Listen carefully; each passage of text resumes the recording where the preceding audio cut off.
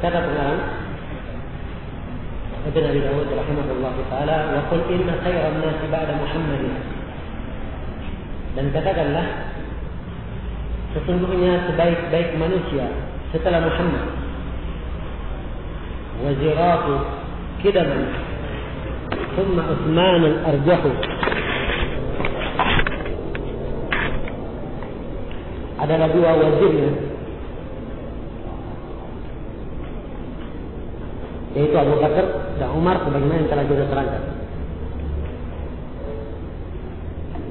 Kedudukan Abu Bakar dan Umar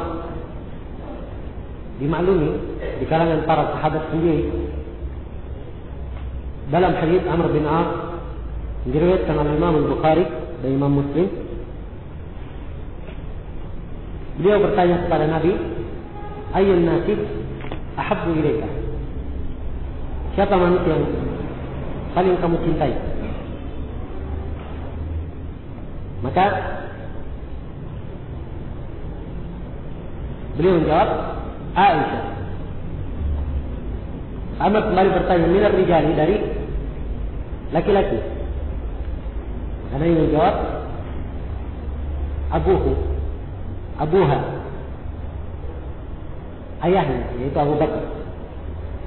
Qultu thumma man? Kemudian saya tanya lagi, setelah itu siapa? Qala Umar ibn Khattab. Nah, ini menunjukkan bahawa beliau berdua adalah manusia yang paling afdal dari kalangan sahabat Rasulullah SAW. Bukan dari kalangan sahabat saja,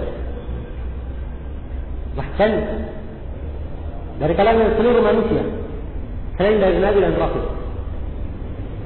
Dalam hadis yang disahihkan oleh Syekh Al-Albani yang diriwayatkan dari banyak jalan, Rasulullah SAW bersabda, Abu Bakar wa Umar sayyida uhuli ahli al-jannati min al-awwalin wal akhirin illa an-nabiyyin wal mursalin.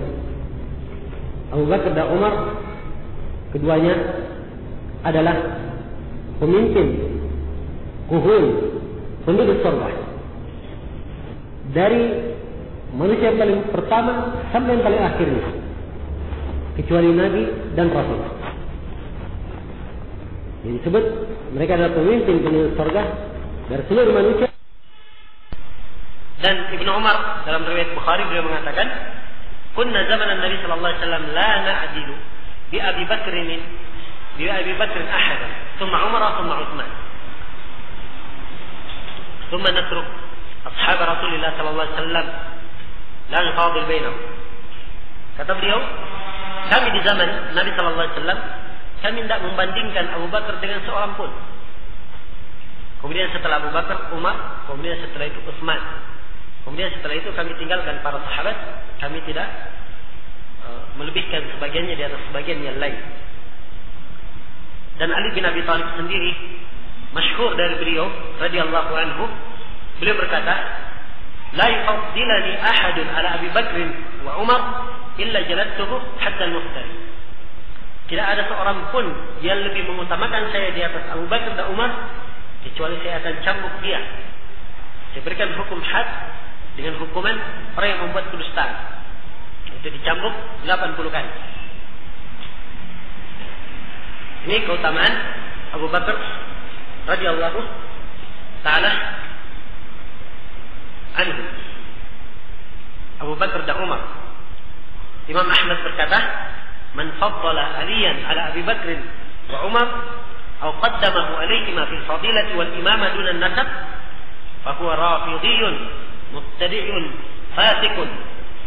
Kata beliau, siapa yang lebih mendahulukan Ali di atas Abu Bakar dan Umar, atau siapa yang lebih mengutamakan Ali di atas Abu Bakar dan Umar, atau ia lebih mendahulukan Ali di atas keduanya dari sisi keutamaan dan khilafah imamah, bukan pada nasab, maka kata Imam Ahmad, dia adalah Syiah Rafidhah mubtadi' fasik.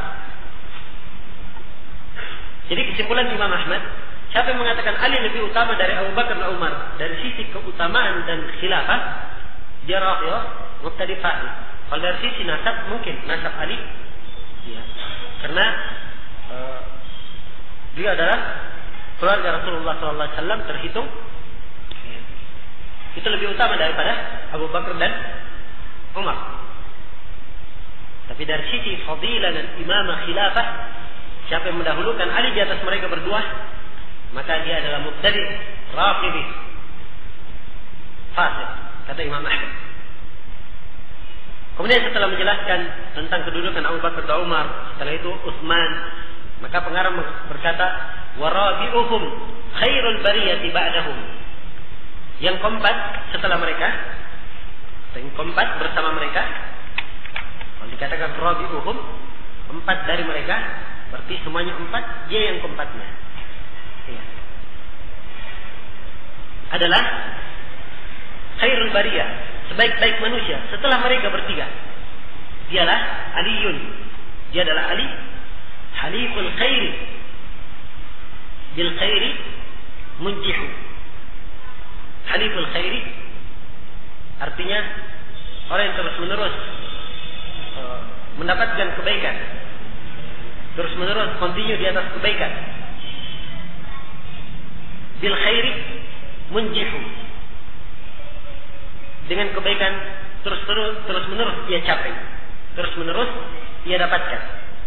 Dalam sebagian cetakan nuskhah ditulis bil khairi yamnahu, dengan kebaikan terus-menerus beliau memberi, yang menunjukkan sifat dermawannya beliau. Ali bin Abi Thalib tergolong dari para sahabat yang disebutkan banyak keutamaan, radhiyallahu ta'ala anhu.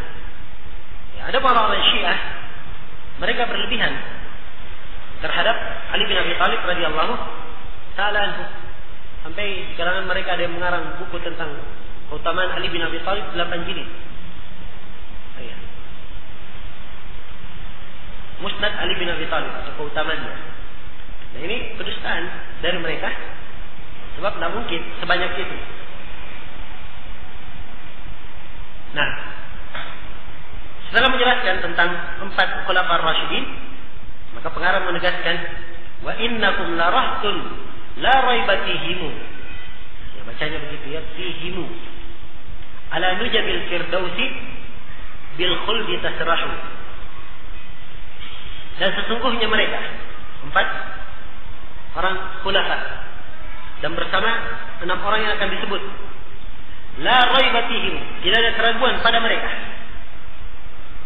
Ala nujabil firdausi bil khuldi tasrahu. Mereka di atas nujabil firdaus. Nujab itu jama dari najib. Najib adalah harta yang paling mulia dan paling mahal. Nah, dari mengatakan bahwa dia adalah onta yang mulia dan mahal yang dipakai berkeliling di sorga. Jadi mereka di nujabil firdausi bil khuldi, kekal di dalamnya, tasrahu, bersenang-senang dalam sorga. Ini ditetapkan bahwa 4 orang khulafa ar-rasyidin ditambah 6 orang yang akan disebutkan, mereka ini dijamin masuk surga. Dijamin masuk surga. Ini sudah 4 ya, khulafa ar-rasyidin. Abu Bakar, Umar, Utsman, Ali bin Abi Thalib. Ditambah lagi 6 setelahnya. Dikatakan oleh pengarang Sa'idun wa Sa'dun wa Ibnu Aufin wa Talhatun wa Amir Fihri wa Zubairul Mumaddah. Yang kelimanya adalah Sa'id. Sa'id yang diinginkan adalah Sa'id ibn Abi Waqqas. Taib, bukan Sa'id bin Abi Waqqas. Sa'id bin Zaid. Sa'id bin Zaid bin Amr bin Nufail. Nah, yang keenam adalah Sa'ad, yaitu Sa'ad ibn Abi Waqqas. Sa'ad bin Malik Az-Zuhri. Wa Ibnu Auf, yang diinginkan Abdurrahman ibn Auf. Wa Talhatu. Talha adalah Talha ibn Ubaidillah Al-Qurashi. Wa Amir Fihr, dan Amir Fihr maksudnya Amir dari kabilah Fihr. yaitu Abu Ubaidah ibn al-Jarrah al-Fihri, dikenal dengan nama Abu Ubaidah ibn al-Jarrah Amir Fihr. Wa Zubairul Mumaddahu, dan Az-Zubair yang terpuji. Maksudnya Zubair, beliau penuh dengan keutamaan. Diinginkan adalah Zubair ibn al-Awwam. Ini semua 10 orang dari sahabat Rasulullah SAW dijamin masuk surga. Keterangan mereka masuk surga diterangkan dalam beberapa hadis. Pengarang di sini mengumpulkan mereka masuk surga dikumpul dalam 4 bait syair. Kalau antum ingin lebih ringkas lagi, ada 2 bait syair yang mengumpulkan 10 orang sahabat yang masuk surga, dijamin masuk surga. Kata sebagian para ulama, lil Mustafa khairu sahbin nafsa annahum fi jannatil khuldi nafsan zadahum syarafa. Hum Talhatu wa ibn Auf wa Zubair ma Abi Ubaidah wa Sa'dani wal Khulafa. Ini fungsinya di sini bait syair. Jadi 10 orang sahabat. 10 kan? Kalau antum sebut biasa mungkin sulit diingat. 10. Tapi dengan mentah bait syair 2 kadang sudah ingat semua. Dikatakan bagi Al-Mustafa ada sahabat yang paling baik. Nabi memberi nas bahwa mereka di dalam surga dengan nas yang menambah keutamaan bagi mereka. Siapakah mereka? Mereka adalah Talha ibn Auf wa Zubair ma Abi Ubaidah wa Sa'dani wal Khulafa. Semuanya 10. Jadi Talha bin Ubaidillah, wa ibn Auf, Abdurrahman bin Auf, wa Zubair bin Awwam, 3. Ma Abi Ubaidah, Abu Ubaidah ibn al-Jarrah, 4. Ditambah As-Sa'dani 2 Sa'ad. 2 Sa'ad yang diinginkan, Sa'ad bin Abi Waqqas dan Sa'id bin Zaid. Jadi 6. Wal Khulafa ar-Rasyidin. Semuanya 10. Okay. Mereka adalah para sahabat Rasulullah sallallahu alaihi wasallam yang dimuliakan oleh Allah Subhanahu wa taala di dalam ayat-ayat dan hadis-hadis yang sangat banyak sekali yang menjelaskan tentang keutamaan 10 orang sahabat ini secara khusus dan bersama para sahabat yang lainnya. Dikatakan oleh pengarang setelah menjelaskan tentang 10 orang sahabat yang paling utama, maka beliau berkata, wa qul khairu qaulin fi sahabati kullihim, dan katakanlah sebaik-baik ucapan pada para sahabat seluruhnya. Wala taqta'anan tu'ibu wa tujarrihu, dan jangan sekali-sekali kamu menjadi orang yang senang mencerca. At-ta'an, menikah, menjelekkan. Tu'ibu wa tujarrihu, kamu menganggap aib, mencela, atau tujarrihu, menjarah mereka. Faqad nafaqal wahyul mubinu bi fadlihim, sungguh wahyu yang sangat jelas telah berucap akan keutamaan mereka. Wa fil fathi ayun lis sahabati tamdahu, dan di dalam Al-Fath, maksudnya surat Al-Fath, ada ayun jamak dari ayat. Bisa dijamak ayatun, bisa dijamak ayun. Nah, ini jamak. Jadi dalam surah Al-Fath ada beberapa ayat yang memuji para sahabat. Di sini beliau menyampaikan kaidah umum yang harus dipegang oleh setiap ahli sunnah terhadap para sahabat. Kata beliau, wa qul khairu qaulin, dan berucaplah kamu ucapan yang paling baik pada para sahabat seluruhnya. Ucapan dengan lisan, di dalam hati, semuanya harus baik terhadap para sahabat. Lisan dan hati hendaknya selamat dari mencerca para sahabat. Lisan jangan sampai mencerca, menjelekkan, menggibah para sahabat. Hati pun jangan sampai ada hasad, ada kebencian terhadap para sahabat Rasulullah SAW. Para sahabat tidak boleh disebut kecuali dengan kebaikan. Kata Imam Tahawi, la yadhkaruna illa bil jamil, mereka tidak boleh disebut kecuali dengan kebaikan.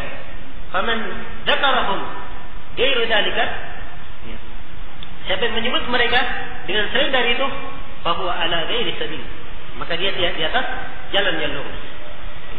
Maka para sahabat hendaknya disebut dengan kebaikan. Siapakah para sahabat itu? Sahabat itu ukurannya man laqiyan Nabiy sallallahu alaihi wasallam mu'minan bihi wa mata ala Islam. Orang yang berjumpa dengan Nabi dalam keadaan ia beriman dengan Nabi dan meninggal di atas keimanan. Itu definisi sahabat. Jadi siapa yang berjumpa? Kita memakai kalimat siapa yang berjumpa, tidak memakai kalimat siapa yang melihat. Ada sebagian para ulama mendefinisikan siapa yang melihat Nabi. Cuman kalimat siapa yang melihat kurang detail.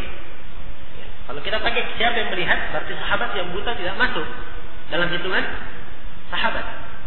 Tapi kalau siapa yang berjumpa, ini detail. Masuk di dalam orang yang melihat dan orang yang tidak melihat namun berjumpa dengan Nabi sallallahu alaihi wasallam.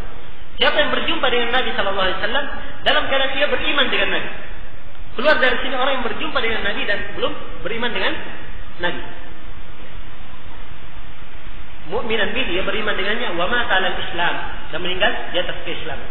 Ada misalnya orang yang beriman namun dia tidak berjumpa dengan Nabi, tidak dihitung sahabat.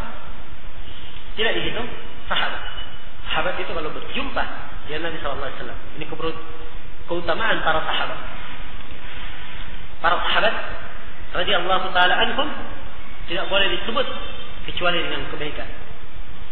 Karena itu dalam Al-Quran dikatakan, "Walladzina ja'u min ba'dihim yaquluna Rabbana ighfir lana wa li ikhwanina alladhina sabaquna bil iman wa la taj'al fi qulubina ghillan lil ladzina amanu Rabbana innaka ra'ufur rahim." Dan orang yang datang setelah mereka adalah para sahabat. Mereka berkata, "Wahai Rabb kami, ampunilah kami dan saudara-saudara kami yang telah mendahului kami dengan keimanan. Dan janganlah engkau jadikan di dalam hati kami ada rasa hasad, dendam terhadap orang-orang yang beriman. Wahai Rabb kami, sungguhnya engkau maha Rauf lagi maha Rahim." Ini ciri seorang Muslim, hatinya selamat, mendoakan kebaikan untuk para sahabat. Tak boleh mencercah. Karena itu kata pengarang, wala taqta'anan tu'ibu wa tujarrihu. Jangan sampai engkau menjadi orang-orang yang senang mencercah, menikam para sahabat, kamu mencercah dan menjelekkan mereka. Tidak boleh para sahabat Rasulullah sallallahu alaihi wasallam disebut kecuali dengan kebaikan. Tidak boleh dicercah sama sekali. Kata Rasulullah sallallahu alaihi wasallam dalam hadis Abu Sa'id Al-Khudri diriwayatkan oleh Imam Al-Bukhari dan Imam Muslim, "La tasubbu ashabi, fawalladhi nafsi biyadihi, law anna ahadakum anfaqa mithla Uhudin dhahaban, ma adraka mudda ahadihim wala nasifah." Kata beliau, janganlah kalian mencerca para sahabat. Demi yang jiwaku berada di tangannya, andai kata salah seorang dari kalian menafkahkan satu gunung emas, seperti Uhud emas banyaknya, maka kalian belum dapat mencapai satu mud dari imannya mereka, dan belum juga bisa mencapai seperduanya.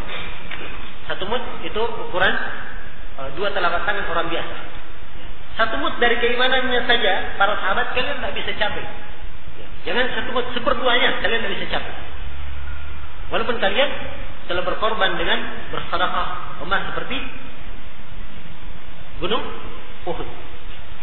Sampai di zaman ketika masa pemerintahan Umar bin Abdul Aziz, masa pemerintahan yang penuh dengan kejayaan terhadap umat Islam itu, ada yang melebihkan Umar bin Abdul Aziz di atas Muawiyah.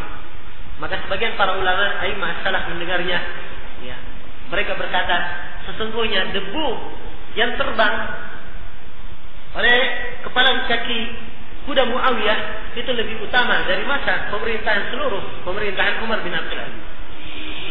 Sebab kedudukan sahabat sama sekali tidak bisa dinilai dengan sesuatu apapun. Dan para ulama menyebutkan dalam biografi Abdullah bin Mubarak, Abdullah bin Mubarak mengerjakan seluruh jenis kebaikan. Beliau adalah mujahid, pemberani, dermawan, orang yang setiap tahun haji, kemudian puasanya dan berbagai macam kebaikan, dan disebutkan seluruh jenis kebaikan ada pada beliau. Seluruh jenis kebaikan yang dilakukan oleh para sahabat beliau juga lakukan. Tapi sayangnya beliau bukan sahabat. Dan ini yang satu sudah mengalahkan seluruhnya. Sudah mengalahkan seluruhnya. Karena itu para sahabat Rasulullah sallallahu alaihi wasallam tidak boleh disebut dengan tidak boleh disebut dengan kejelekan. Kata Nabi sallallahu alaihi wasallam, "Idza dzukira ashabi fa'amsiku." Kalau para sahabatku disebut, maka tahanlah. Jangan kalian mencerca mereka. Iya. Kemudian kata pengarang, "Faqadana faqal wahyul mubinu bi fadlihim." Sungguh wahyu yang sangat jelas telah berucap, telah menjelaskan tentang keutamaan mereka. Wa fil fathi ayun lis sahabati tamdahu. Dan di dalam surah Al-Fath ada beberapa ayat yang memuji para sahabat. Iya. Sini dikatakan faqad nafaqa al-wahyul mubin. Sungguh al-wahyul mubin telah berucap. Kitab Allah disifatkan dengan an-nutq, berucap, berbicara. Dalam Al-Quran dikatakan, hada kitabuna yamtiqu alaikum bil haqq. Ini adalah kitab kami, berucap, berbicara kepada kalian dengan kebenaran. Iya. Maka dari penggunaan ini yang diambil oleh pengarang, al-wahyul mubin, wahyu yang sangat jelas, menyebutkan tentang keutamaan para sahabat. Dalam Al-Quran, dalam keseluruhan, banyak keutamaan mereka. Nah, di sini pengarang mengisyaratkan satu surah yang paling banyak menyebutkan keutamaan para sahabat. Kata beliau, wa fil fathi, dan di dalam surah Al-Fath. Surah Al-Fath ada beberapa ayat yang memuji para sahabat. Dalam surah Al-Fath kita bisa buka mushaf Al-Quran. Di ayat 4 dikatakan, "Walladzi anzala as-sakinata fi qulubil mu'minin liyazdadu imanan ma'a imanihim. Walillahi junudus samawati wal ard wa kana Allahu aliman hakima." Dialah Allah yang menurunkan ketenangan ke hati orang-orang yang beriman, supaya mereka bertambah keimanan. Sudah disebut keutamaan mereka. Allah turunkan sakinah dalam hati mereka dan mereka bertambah keimanan. Ya, bersama keimanan yang mereka telah miliki. Dan milik Allah lah tentara-tentara di langit dan di bumi. Dan semuanya Allah Maha mengetahui, lagi Maha mempunyai hikmah. Setelah itu disebutkan di ayat 10, Allah Subhanahu wa taala berfirman, "Innal ladzina yubayyi'unaka innama yubayyi'una Allah. Yadullahi fawqa aydihim. Faman nakatha fa innama yanqutu 'ala nafsihi, wa man awfa bima ahada 'alaihi Allah fasayu'tihi ajran 'azima." Allah berfirman, sungguhnya orang-orang yang membaiat kamu, mereka hanyalah membaiat Allah. Tangan Allah di atas tangan-tangan mereka. Siapa yang membatalkan baiatnya, sungguhnya dia hanya membatalkan untuk dirinya. Dan siapa yang memenuhi baiatnya, maka memenuhi baiatnya yang dia berjanji kepada Allah di atasnya, maka sungguh Allah akan memberikan kepadanya pahala yang sangat mulia. Dan ini keadaan para sahabat. Mereka menepati janji dan menepati baiat mereka, dan tentunya mereka mendapatkan keutamaan yang sangat besar. Ya, kemudian di ayat 18 dikatakan, laqad radiyallahu 'anil mu'minina idh yubayyi'unaka tahta asy-syajarah fa'alima ma fi qulubihim fa'anzala as-sakinata 'alaihim wa athabahum fathan qariba. Dan sungguh Allah telah ridha terhadap orang-orang yang beriman. Ya. Ketika mereka membaiat kamu di bawah pohon, ini para sahabat di baiatul ridwan, maka Allah tahu apa yang ada di dalam hati mereka. Subhanallah. Disebutkan bahwa Allah tahu hati mereka yang jujur, ya, dan bersih. Fa'anzala sakinata 'alaihim, maka Allah turunkan rasa ketenangan kepada mereka. Wa asabahum fathan qariba, dan Allah memberi pahala kepada mereka dengan kemenangan yang sudah dekat. Kemudian setelah itu, dalam beberapa ayat setelahnya, di ayat 26, Allah Subhanahu wa taala berfirman, "Ja'ala alladziina kafaru fi qulubikumul hamiyah, hamiyatal jahiliyah, fa'anzalallahu sakinatahu 'ala rasulihi wa 'alal mu'minin, walzamahum kalimatat taqwa, wa kanu ahaqqa biha wa ahlaha, wa kana Allahu bikulli syai'in 'alima." Ketika orang-orang kafir menjadikan di dalam hati-hati mereka hamiyah, rasa bangga, rasa fanatisme, hamiyah jahiliyah, maka Allah turunkan rasa ketenangan terhadap Rasulnya dan terhadap kaum mukminin. Kaum mukminin waktu itu siapa? Para sahabat. Dan mereka diharuskan mendapatkan kalimat takwa. Dan mereka yang paling berhak, dan mereka adalah ahlinya.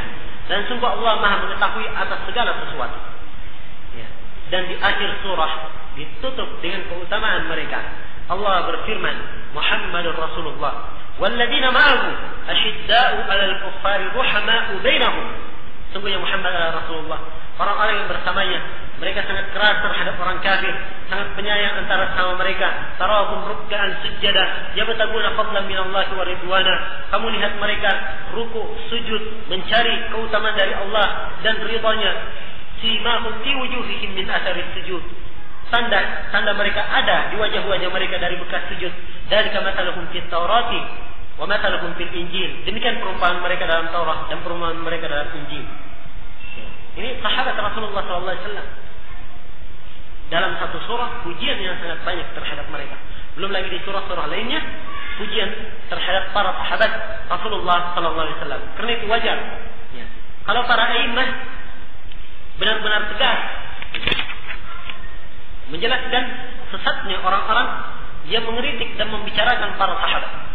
Kata Abu Zur'a Ar-Razi, "Idza ra'aytumur rajula yantaqisu ahadan min ashabi Rasulillah fa'lamu annahu zindiq." Kata beliau, ketahuilah kalau kamu melihat ada seorang yang menjelekkan sahabat Rasulullah sallallahu alaihi wasallam, maka ketahuilah orang tersebut adalah zindiq. Zindiq artinya munafik. Lianna ad-din haqqun, sungguhnya agama ini benar. Wal Qur'anu haqqun, Al-Qur'an adalah benar. Wa inna ma naqala lana dzalika as-sahabatu, dan yang menukil hal tersebut kepada kita, yang menukil agama dan Al-Qur'an kepada kita hanyalah para sahabat. Fahaulai aradul jarhati syuhudina, maka mereka orang-orang yang mencerca sahabat itu, mereka hanya ingin mencerca saksi-saksi kita. Liyubtilul kitab was sunnah, sehingga mereka ingin membatalkan Alkitab dan Sunnah. Wahum bil jarhi aula, dan mereka lebih pantas untuk dijarah. Wahum zanadiqa, dan mereka ini adalah orang-orang zindiq. Nah, jadi tidak ada yang mengucapkan cercaan dan celaan kepada sahabat kecuali mereka adalah orang-orang zindiq. Hendaknya bertobat kepada Allah Subhanahu wa taala. Para sahabat, ciri ahli sunnah, lisannya selamat dan hatinya selamat terhadap para sahabat. Lisan tidak boleh menyebut mereka kecuali dengan kebaikan. Hati mereka senantiasa cinta kepada para sahabat. Kadang terharu mereka mendengar nama para sahabat disebut, mengingat bagaimana perjuangan mereka dan jasa mereka menyampaikan agama kepada kita. Dan ingat akan keutamaan mereka dan pengorbanan mereka terhadap membela agama Allah dan membela Rasulullah sallallahu alaihi wasallam. Adalah mukmin yang baik. Mukmin yang betul-betul beriman kepada Allah dan kepada hari akhir. Nah, selesai pembahasan tentang masalah para sahabat. Ya, pembahasan berikutnya berkaitan dengan masalah takdir. Insyaallah kita lanjutkan nanti setelah Isya. Masih ada waktu sekitar 1 jam. Kita manfaatkan tanya jawab. Ini ada pertanyaan tadi. Pemilik pertanyaan masih ada? Masih. Karena di sini kami adalah pengusaha penjualan label dan elektronik dengan penjualan kredit. Kami tawarkan kepada calon konsumen contoh barang yang berwujud gambar atau brosur. Kemudian jika mereka menghendaki suatu barang, mereka pesan kepada kami. Lalu kami dan mereka terjadi transaksi. Kita sepakati barang pesanan dan harganya, sedangkan barang masih berada di toko mebel atau elektronik milik orang lain. Kemudian kami belanja ke toko mebel atau elektronik yang menyediakan barang-barang tersebut. Selanjutnya kami mengirim barang-barang tersebut ke rumah pemesan, tidak ke rumah kami, dengan armada pengiriman milik toko penyedia mebel atau elektronik tersebut. Ya, kira-kira pada tanggal 22 Agustus 2004 yang lalu kami dapatkan fatwa Lajnah Daimah yang diketuai oleh Syekh Abdul Aziz bin Baz. Terlampir kami menghentikan sementara kegiatan penjualan karena kami dapati 3 hadis Nabi yang diangkat para masyayikh pada fatwa disebut dengan orang. Pertanyaan, apakah syarat jual beli itu? Yang kedua, pada transaksi yang kami lakukan sudah termasuk jual beli? Apakah usaha yang kami jalankan menyalahi ketentuan syariah?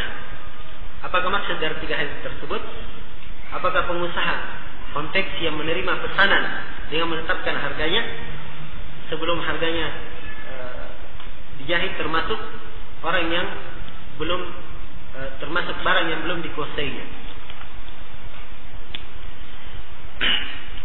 Pertama berkaitan dengan masalah syarat jual beli. Secara umum tentang pembahasan tentang syarat, ini pembahasan khusus dibahas dalam kutul fiqh secara khusus dalam kitabul buyu, ya, bab tentang atau kitab berkaitan dengan jual beli. Syaratkan harus ada taradhi, saling rida, kemudian harus adanya akad, kemudian ada beberapa syarat, sekitar 8 syarat disebutkan oleh para ulama. Bukan di sini yang menjadi sisi pembahasan. Saya hanya ingin memberikan kejelasan sedikit tentang hukum jual beli yang seperti ini. Perlu diketahui, sebagaimana yang diisyaratkan dari fatwa Lajnah Daimah, disebutkan beberapa hadis, ya, seperti hadis man ishtara ta'aman fala yubi'hu hatta yastawfiyahu. Siapa yang membeli makanan jangan dia jual sampai dia telah menerimanya dengan sempurna.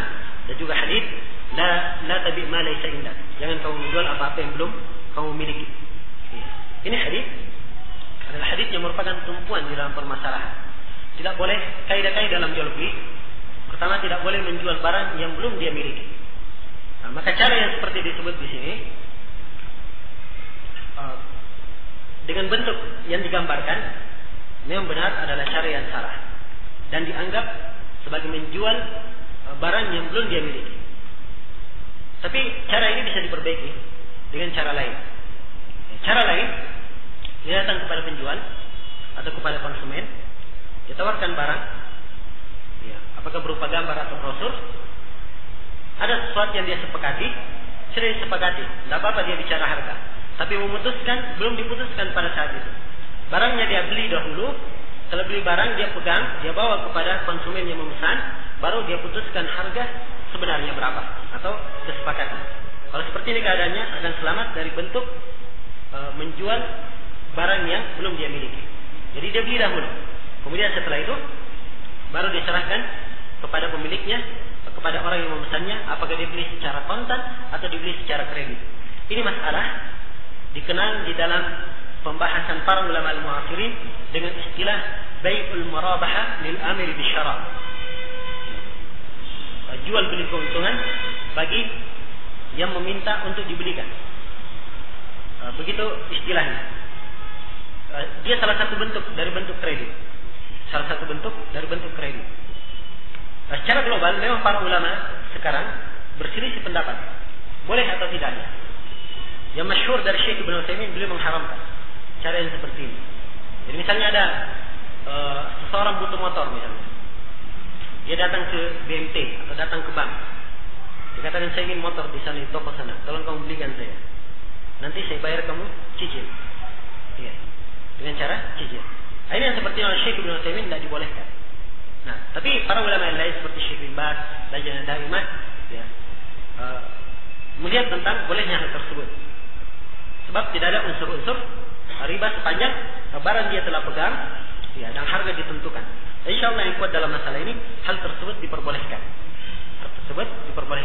Ya, saya beri kesimpulan, cara yang ada sekarang, sebab di sini saya baca, ditentukan sudah ada menentukan harga sebelum barang diserahkan kepada, sebelum barang dibeli di toko dan diserahkan kepada konsumen. Jadi harga sudah ditentukan dan sudah diputuskan, terjadi transaksi, baru nyari barangnya.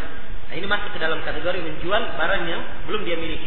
Harusnya ya, terjadi penawaran, membawa brosur dan gambar, ada yang dia setuju, ya, apakah merupakan mebel maupun elektronik, dia tawarkan, saya setuju dengan ini. Sudah, yang seperti ini berapa harganya? Dia sebut harganya sekian misalnya. Cuman belum ada penentuan sekarang ataupun penyerahan harga tertentu. Nanti penetapan tentunya setelah ia membeli barangnya, kemudian dia serahkan kepada konsumen, baru dia tetapkan, dia putuskan harga sebenarnya. Ya. Demikian harusnya. Insyaallah taala kalau caranya seperti itu diperbolehkan. Dan masalah ini sebenarnya telah kita bahas di dalam majalah Nasihat akan terbit. Cuman qadarullah masyafaat ada beberapa hambatan sehingga sampai sekarang belum terbit. Mudah-mudahan terbit dalam waktu ringkas, dalam waktu dekat ini. Kita sebutkan dalam masalah kredit bahwa tidak terbatas dalam masalah bi'ut taqsid saja. Sebab saya lihat orang-orang yang membahas tentang masalah kredit itu hanya menyinggung masalah bi'ut taqsid. Ya. Kalau majalah sunnah seperti kebiasaannya yang penukilan yang kurang detail, dalam pembahasan-pembahasan, hanya menerjemah fatwa Syekh Al-Albani saja dalam As-Sahihah. Diterjemah begitu saja, ya. Seakan-akan tidak ada lagi pendapat yang lain. Nah ini zalim namanya di dalam masalah fikih, apalagi masalahnya masalah yang merupakan masalah yang dipermasalahkan oleh khalayak umum. Ya. Kemudian dari sisi lain, Syekh Al-Albani sendiri dalam masalah ini beliau menyelisihi ulama yang lain. Hampir seluruh ulama di zamannya beliau selisih. Iya. Perlu diketahui. Bahkan Syekhul Islam Ibnu Taimiyah, Syekh bin Baz dan Syekh Ibnu Utsaimin, mereka bertiga menukil kesepakatan tentang bolehnya jual beli seperti itu. Iya. Dengan cara taksir. Menukil kesepakatan para ulama. Jadi tidak pantas kalau ada penukilan hanya dari satu ini kemudian meninggalkan pendapat ulama yang lainnya. Juga saya lihat juga dalam sebagian majalah yang lain, ya pembahasannya seperti itu. Padahal kalimat kredit dalam bahasa Arab, kredit kalau di Indonesia kan adalah transaksi tidak secara kontan atau dengan kata lain dibayar secara beransur. Ya, dibayar secara beransur. Dan seperti dalam bahasa Arab bisa masuk dalam 5 bentuk jual beli. Bisa masuk dalam bentuk bai'ut taqsid, bai'ul inah, yang kedua bai'ul inah, yang ketiga masalah tawarruk, yang keempat yang saya sebut tadi bai'ul maralah lil amir bisyara', dan yang kelima masuk di dalam al-ijaru al-muntahi bit tamlik. Ini 5 masalah dalam masalah fikih, semuanya mempunyai hukum-hukum tersendiri. Semuanya mempunyai hukum-hukum tersendiri dan semuanya dalam bahasa Indonesia bisa digolongkan dalam makna kredit. Jadi kalau ini dirinci semuanya. Dan ini insyaallah taala telah tertulis di dalam akan terbit insyaallah dalam majalah Nasi akan datang. Ya. Dalam surah Al-An'am disebutkan wahai golongan jenis manusia, apakah telah datang kepadamu rasul-rasul dari kamu? Pertanyaan, apakah sebelum Nabi Muhammad ada diutus rasul-rasul dari kalangan jin?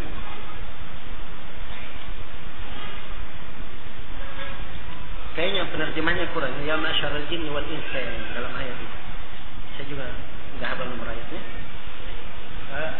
Yang jelas tentang masalah apakah ada rasul dari kalangan jin, ini letak perselisihan pendapat di kalangan para ulama. Dan yang kuat bahwasanya rasul itu hanya dari manusia saja. Iya. Nah, wallahu taala alam. Berapakah batas umur anak laki-laki bukan mahram? Yang mana seorang wanita dewasa diperbolehkan tidak berhijab di hadapannya. Adapun tentang batasannya kembali kepada 2 perkara. Yang pertama kembali kepada al-bulugh, dia balik. Ya. Yang kedua, batasan kembali kepada at-tamyiz, dia sudah mampu membedakan. At-tamyiz sudah mampu membedakan. Adapun dia balik, seorang dikatakan balik dengan 3 tanda. Yang pertama, pernah mimpi basah. Kemudian yang kedua, telah tumbuh bulu di sekitar kemaluannya. Kemudian yang ketiga, ya ini kalau laki-laki yang mimpi basah, kalau perempuan ya pernah haid. Kemudian yang keempat, sudah mencapai, yang ketiga telah mencapai umur 15 tahun. Ini 3 tanda seorang dianggap telah balik. Tamyiz yang diinginkan, dia sudah mampu membedakan, ya, punya pembedaan. Dia tahu misalnya ini namanya perempuan, kemudian tahulah hal-hal yang sekiranya orang dewasa memahami hal tersebut. Kalau menginginkan tamyiz, maka kadang umur tidak begitu menentukan. Karena itu seorang di dalam sebelum dia sampai kepada derajat balik, di sini letak ijtihad, melihat apakah dia sudah mumayyiz atau tidak. Ya, wallahu taala alam.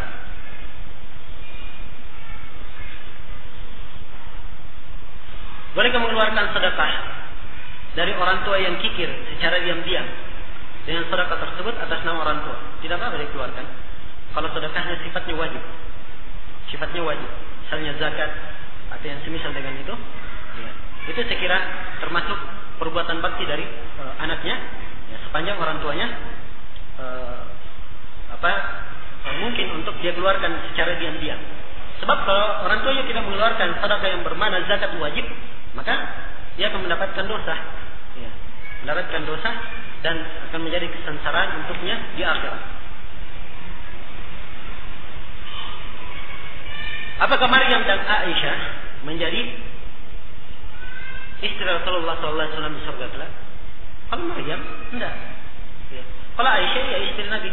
Istri Nabi dunia, mereka pula istri-istri Rasulullah SAW di akhirat.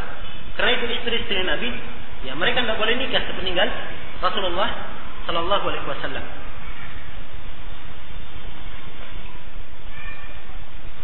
Orang tua dalam mencari nafkah, sebagian dengan mengambil riba. Apabila didakwai secara pelan-pelan, dia menyepelekan atau meremehkan atau kurang menghiraukan. Bila dinasihati secara keras, maka terjadi permusuhan. Juga kekecewaan dan kebencian orang tua kepada anaknya yang menasihati. Pertanyaan, bagaimana cara menasihati orang tua? Yang kedua, apakah campuran hasil riba yang termakan oleh si anak dapat menyebabkan kemurkaan Allah? Yang ketiga, apakah daging yang tumbuh karena hasil harta riba berhak untuk neraka?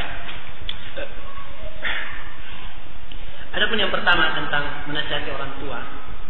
Pertama, seorang itu di dalam menasihati harus mempunyai beberapa kriteria. Satu, dia mempunyai ilmu terhadap kemungkaran yang ingin dia nasihati. Punya ilmu. Kemudian yang kedua, dia punya sifat kesabaran. Kemudian yang ketiga, dia punya hikmah. Hikmah ini adalah pandai meletakkan sesuatu pada tempatnya. Pada waktu yang cocok ditempatkan lemah lembut, pada waktu yang cocok dia tetapkan untuk keras. Itu hikmah. Dan ini hikmah meletakkan segala sesuatu pada tempatnya. Jadi bukan keras terus, bukan pula lemah lembut, tapi dia pandai meletakkan sesuatu pada tempatnya. Kalau dia punya 3 ciri ini, insyaallah taala nasihat bisa masuk dengan baik. Selain dari itu, memang hidayah itu di tangan Allah Subhanahu wa taala. Kita berusaha nasihat ini, tapi hidayah di tangan Allah. Ya. Karena itu coba perbaiki bentuk berbakti kepada orang tua. Karena dengan hal tersebut bisa menggugah hatinya. Kemudian yang kedua, berakhlak dengan akhlak yang mulia di depannya. Karena dengan hal itu bisa menggugah hatinya. Yang ketiga, banyak berdoa kepada Allah supaya dibukakan petunjuk untuk orang tuanya. Ya. Dan ini dilakukan sampai oleh para nabi dan para rasul. Nabi Ibrahim mendoakan ayahnya yang betul-betul membangkang, ya, menerima ajaran beliau. Adapun masalah campuran harta, kalau memang itu jadi payah orang tuanya, maka dosanya adalah tanggung jawab orang tuanya. Adapun dia boleh memakannya, dan boleh mengambil sesuai dengan keperluannya. Sebab kaidah para ulama dalam masalah ini, al-ithmu 'alal mubashir. Dosa itu ditanggung terhadap orang yang melakukan langsung. Ini kaidah yang disebut oleh Syekhul Islam Ibnu Taimiyah dan juga Syekh Ibnu Utsaimin dan Syekh Muqbil, dan ini menjadi pokok tumpuan di dalam masalah ini. Ya. Nah, sebab campuran harta itu ditanggung orang-orang yang melakukan langsung. Nabi SAW tahu bahwa orang Yahudi punya muamalah dengan riba. Ya. Dan di dalam Al-Quran disebutkan orang Yahudi memakan riba. Bersama dengan itu Nabi mengganti atau menerima hadiah dari orang Yahudi. Buktinya diberi hadiah kambing beliau, kambing yang ada racunnya itu beliau makan juga. Ya, ini menunjukkan beliau terima hadiah dari orang Yahudi. Padahal beliau tahu orang Yahudi ini muamalah dengan riba. Dan Nabi SAW menggadaikan baju besinya pada orang Yahudi ditukar dengan 30 stok gandum. Ya, padahal beliau tahu bahwa orang Yahudi bermuamalah dengan riba. Sebab kaidahnya seperti itu, dosa itu ditanggung terhadap orang yang melakukannya secara langsung. Iya. Maka anak ini kalau dia ingin mengambil sesuatu yang keperluannya, itu nggak apa-apa, bagus. Tetapi kalau dia tinggalkan, dia lihat ada hikmah di belakang itu, siapa tahu dia tinggalkan, dan ayahnya melihat bahwa anaknya memang tidak suka makan harta yang seperti ini, sehingga tidak mau mengambil darinya. Kadang si ayah tergugah untuk meninggalkan, ada manfaatnya, maka tidak apa-apa, anaknya meninggalkannya. Bukan karena dia haramkan, tetapi dari sisi lain sebagai hikmah supaya ayahnya bisa kembali kepada jalan yang benar. Kemudian apakah daging yang tumbuh karena hasil riba berhak untuk neraka? Dalam hadis dikatakan, nah, maknanya ma min lahmin nabata ala al-haram fannaru aula lahu.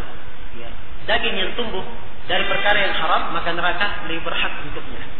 Disebut hal tersebut, ya makna dari Rasulullah sallallahu alaihi wasallam. Karena itu, iya, kalau memang hartanya dari harta yang haram dan dia sendiri yang melakukannya. Tapi kalau dalam posisi dia mengambil dari orang lain, dosanya ditanggung oleh orang yang melakukan langsung. Tidak terkena dalam konteks hadis ini. Wallahu ta'ala. Bagaimana cara menghubungkan dua hadis yang maknanya orang yang berpegang teguh dengan sunnah Nabi ketika di akhir zaman pahalanya 50 kali pahala sahabat. Yang kedua, orang yang berinfak emas sebesar gunung Uhud belum bisa menyaingi infak sahabat sebesar Uhud, bahkan setengahnya.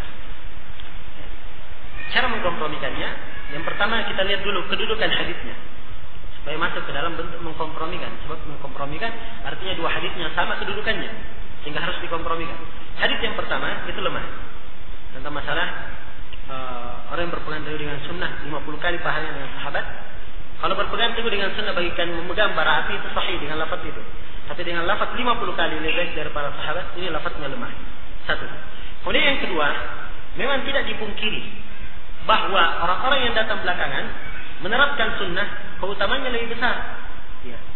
Dari satu sudut, dari satu sisi. Ya. Dari satu sisi. Dan sisi lain para sahabat lebih utama. Kalau dipahami ini, maka tidak ada iskal dalam hadis, tidak ada kontradiksi. Maka kita katakan, andai kata hadisnya sahih, maka kita katakan amalan yang 50 kali lipat pahalanya itu dalam satu sisi. Dan para sahabat tidak bisa ditandingi dari sisi yang lainnya. Selesai. Ya. Dengan maraknya partai di Indonesia, berbagai macam partai muncul di mana-mana, sehingga saling bersaing parpol sama yang lainnya dengan cara bagi-bagi kaos dan sebagainya. Yang saya tanyakan, bagaimana hukum menerima kaos dan sebagainya? Apakah kita, apabila kita menerima, apakah kita berarti setuju dengan demokrasi? Ya. Sekarang banyak ikhwah yang memakai kaos partai. Apabila ditanya alasannya, ini kan diberi. Ya. Apakah kita akan menolak rezeki karenanya? Ya. Baik, masalah ini harus ditinjau dari sisi pertama, pemberian pos tersebut itu biasanya tidak lepas dari nama partai tersebut. Jadi bukan semata-mata pemberian yang kita tidak permasalahkan dari mana hartanya. Kalau memang sekedar barang yang punya manfaat, ya barangnya ini memang punya manfaat dipakai dari satu sisi, tetapi dari sisi bahaya yang lainnya banyak. Yang menyandang nama partai tersebut secara tidak langsung sudah kena larangan dalam satu ayat, wala ta'awanu 'alal itsmi wal 'udwan, dan jangan tolong menolong dalam dosa dan permusuhan. Ini sudah memakai lambang-lambang partai yang hal tersebut paling tidak memberikan sesuatu kesan yang tidak baik bagi orang yang melihatnya. Karena itu tidak diperbolehkan ya, untuk mengambil. Ya, kalau pun diberi, ya, maka dia simpan atau dia gunakan bukan di tempat untuk keluar, ya, hanya di dalam rumah misalnya, tidak apa-apa, ya, terbatas dengan itu. Ya. Nah, wallahu ta'ala. Bagaimana hukumnya buku yang pada covernya ada gambar kartun yang tidak seperti hewan atau manusia, gambar hewan khayalan? Ya, ukurannya adalah ukuran dia menyerupai makhluk hidup atau tidak. Kalau menyerupai makhluk hidup, walaupun dia kartun, maka tidak boleh ada pada buku atau yang semisal dengannya.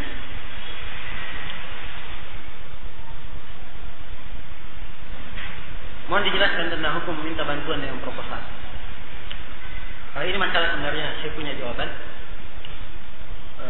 tetapi sebagian orang punya su'ud tasarruf dalam masalah ini, sudah mengeluarkan fatwa-fatwa yang aneh. Ya kadang kalau saya jawab di sini, saya khawatir akan muncul hal-hal yang kadang harusnya kita hindari. Maka mungkin dalam khusus tentang masalah ini, kita undur jawabannya pada suatu saat tertentu. Apa yang kita tanyakan kepada seorang syekh atau yang semisal dengan itu. Jelas sebenarnya masalah ini masalah yang jelas sebenarnya. Cuma sebagian orang seperti yang saya katakan, ya buat perbuatan-perbuatan yang pandangan saya melampaui batas dan kadang tentunya tajarruh, tergesa-gesa di dalam memberikan keputusan. Apakah hukum takbir 7 kali dan 5 kali pada salat Id? Bagaimana jika makmum masbuk salat Id? Hukum takbir itu sunnah, bukan rukun salat. Nah, dan hadisnya sahih dari seluruh jalan-jalannya. Kalau dia masbuk, maka dia ikut bersama imam. Ikut bersama imam. Apa yang dia dapat? 1 rakaat. Kalau dia kurang 1 rakaat, maka dia tambah sesuai dengan kekurangannya. Ya kurang satu tambah yang kedua, berarti takbir yang keduanya hanya 5 kali saja. Bolehkah mendoakan orang tua yang telah meninggal yang masih hidupnya dalam salatnya tidak dan keadaan salat? Tidak atau keadaan salat dan keadaan tidak, dengan alasan sibuk kerja sehingga tidak sempat salat pada waktu tertentu. Ya kalau keadaan salat keadaan tidak, tidak dihukumi kafir ya. Tidak apa-apa didoakan, tetap diharapkan kebaikan, mudah-mudahan Allah Subhanahu wa taala ya, mengampuninya. Nah, yang dihukumi kafir oleh para ulama orang yang tidak salat sama sekali. Orang yang tidak salat sama sekali.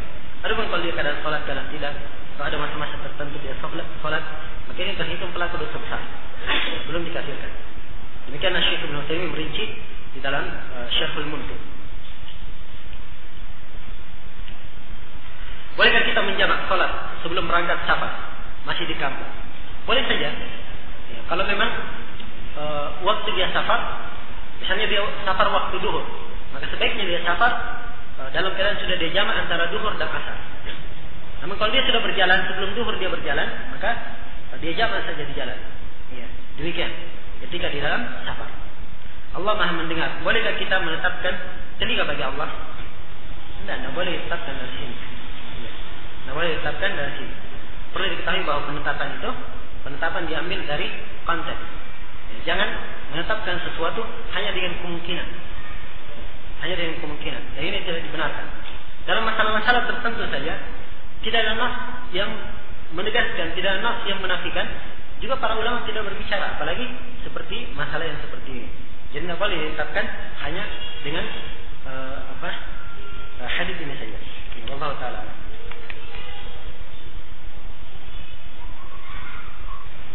Bagaimana sikap kita apabila sering kita dapati jin menampakkan wujudnya? Padahal di situ sering dibacakan Al-Quran. Ini jin lagi iseng. Ya seperti ini, kalau diperhatikan, itu justru jinnya kadang semakin berkecamuk. Ya, tahu berkecamuk ya? Berusaha keras cari muka. Ya, kadang seperti itu. Maka hendaknya dibiarkan saja. Ya, baca Al-Quran, ya, mohon hamba kayak mau tidur kayak mau apa, biarkan aja. Ya. Nah, kadang juga ada yang model seperti itu. Ala kulli hal, seorang hendaknya dalam masalah yang seperti ini dan juga perasaan keadaan diwas-wasi, obat yang paling baik jangan diperhatikan. Obat yang paling baik.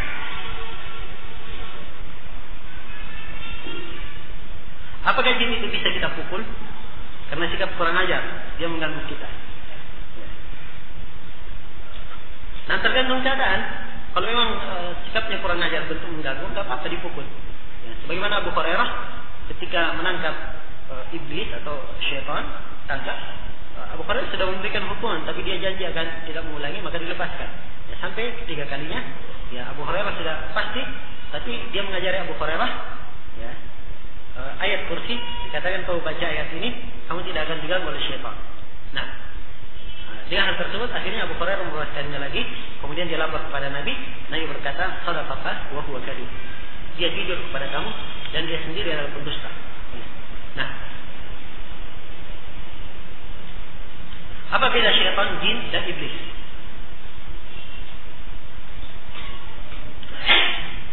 Baik, iblis adalah termasuk dari kalangan jin. Jin itu ada dari kalangan syaitan dan ada dari syaitan ada dari kalangan manusia dan ada dari kalangan jin. Dan jin itu sendiri ada yang mukmin dan ada yang syaitan.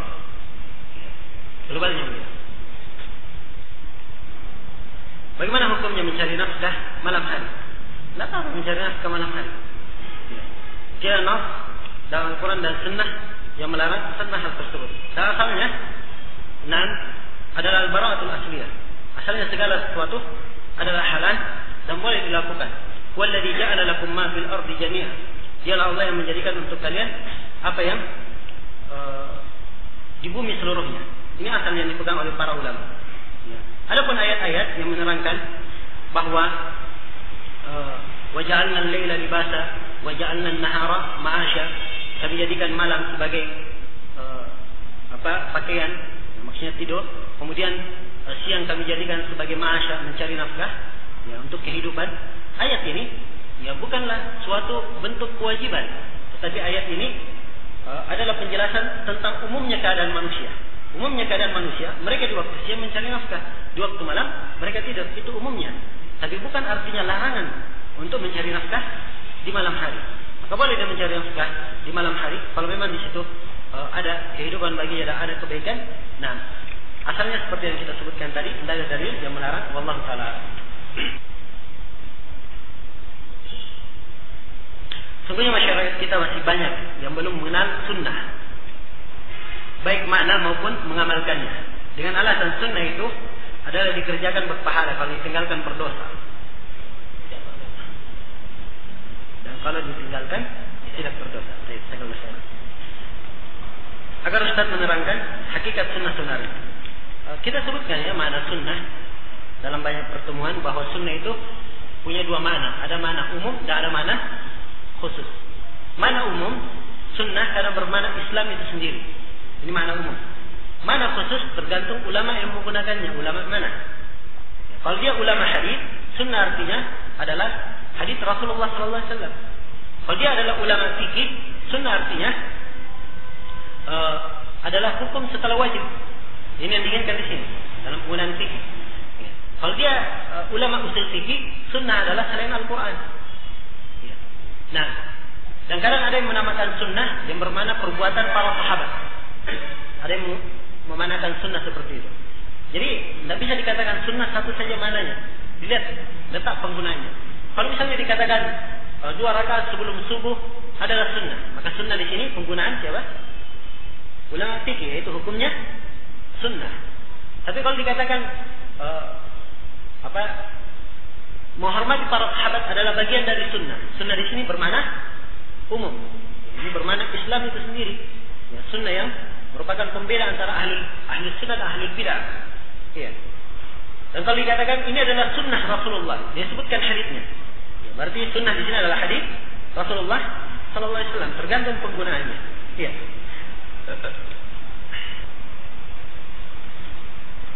Orang tua saya suruh saya untuk kuliah. Saat ini saya bingung, apakah kuliah di universitas yang keadaannya seperti ini dapat membahayakan iman dan agama kita? Bagaimana sikap saya sebagai seorang muslim? Pertama, memang diketahui bahwa fenomena yang sudah melanda kaum muslimin, adanya sekolahan-sekolahan yang sifatnya seperti itu.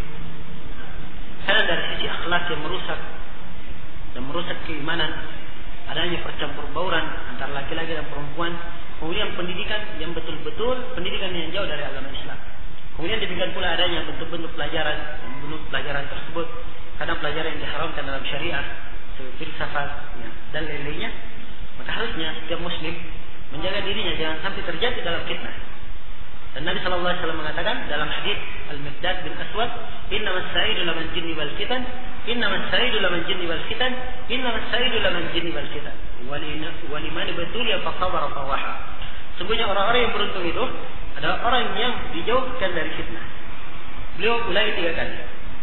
Dan orang yang diuji lalu dia bersabar, maka sungguh sangat beruntung baginya.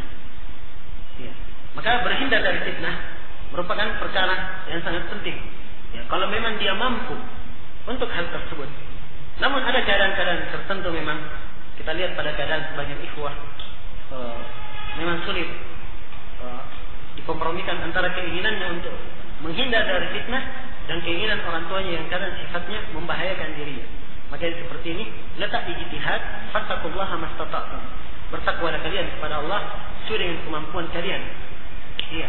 Dan seseorang itu hendaknya banyak dekat dalam posisi-posisi seperti ini, banyak dekat dengan orang-orang yang salih dan berusaha memperbanyak duduk di halaqah-halaqah ilmiah, di majelis-majelis ilmu, kemudian memperbanyak membaca ayat-ayat Al-Quran dan menghafal hadis-hadis Rasulullah, memperbanyak amalan salih. Innal hasanati yudhibna sayyi'at.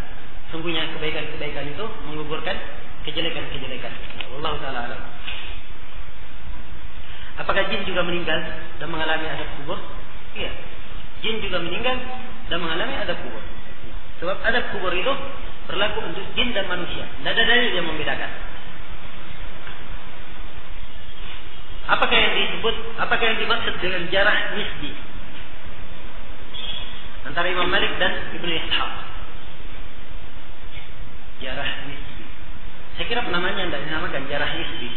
Kalau kejadian antara Imam Malik dan Ibnu Ishaq, itu disebut oleh para ulama jarh al-aqran. Jarah antara al-aqran, orang-orang yang selevel atau orang-orang yang setingkat. Kemudian juga jarah Imam Malik tersebut yang memang nampak para ulama sepakat tidak menerimanya. Sebab beliau rahimahullahu taala nampak membangun hal tersebut karena beliau marah ketika Ibnu Ishaq berkata, "Autuni ilmu Malik wa ana baitar." Bawakan kepadaku Imam Malik, saya yang menadahnya. Maksudnya meremehkan. Maka Imam Malik berkata, "Dajjal minad dajjalilah." Dia adalah pendusta dari para pendusta. Nah, siapakah Muhammad Ali As-Sabuni? Boleh kita membaca buku-bukunya? Muhammad Ali As-Sabuni. Saya lupa namanya. Kalau As-Sabuni yang diinginkan pengarang tafsir itu dan beberapa fikih ahkam, itu adalah orang yang menyimpang. Nah, maka saya sangat tidak menyarankan untuk membaca buku-bukunya kalau memang itu orangnya. Kitab tafsir apa yang cocok untuk talabul ilmi yang masih pemula? Tafsir Syekh Abdurrahman bin Nasir As-Sa'di. Ini tafsir yang sangat luar biasa sekali dan sangat cocok sekali untuk masyarakat secara umum. Demikian pula buku-buku tafsir Syekh Ibnu Utsaimin. Saya nggak tahu ya apakah sudah kelihatannya diterjemah dalam juz Ammah. Ya, ada juga sudah terbit tafsir surah Al-Baqarah beliau, tafsir surah Al-Kahfi. Ya. Dan juga bagi orang yang ingin membaca tafsir Ibnu Katsir, itu juga perkara yang bagus ya, dengan berhati-hati dari kisah-kisah Israiliyah. Sebab kaidah Ibnu Katsir beliau menyebutkan kisah-kisah Israiliyah di dalam bukunya ya, beliau menyebutkan hanya supaya orang tahu bahwa ini adalah kisah yang salah.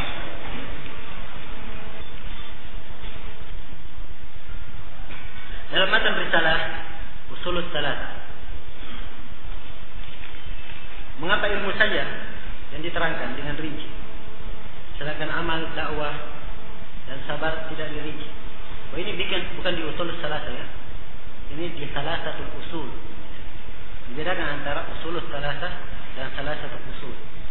Kalau Ushulus Tsalatsa dari kalimat fa idza qila laka man rabbuk. Itu Ushulus Tsalatsa dari situ. Kalau Thalatsatul Usul dari itu lam rahimakallah annahu yajibu ala kulli muslim wa muslim. Nah, sampai akhir. Dan ini di Thalatsatul Usul. Sebenarnya bukan Syekh tidak merinci. Ya. Pembagian tentang ilmu yang dia sebutkan, nah, itu adalah rincian akan ilmu itu sendiri. Dan juga sabar punya jenjang-jenjang. Amalan punya jenjang-jenjang, kemudian sabar punya jenjang-jenjang, dan berdakwah juga punya jenjang-jenjang. Dan dari kalimat beliau, yajibu alaina, wajib atas kami, itu sebenarnya penjelasan hukum. Dari kalimat yajibu alaina itu dihukum nanti, diberikan hukum. Kapan hukum wajib berilmu di sini? Letak-letak ilmu wajibnya kapan? Kemudian amalan letak-letak wajibnya di mana saja? Sabar letak-letak wajibnya di mana? Yang tidak wajib di mana? Demikian pula dakwah. Iya.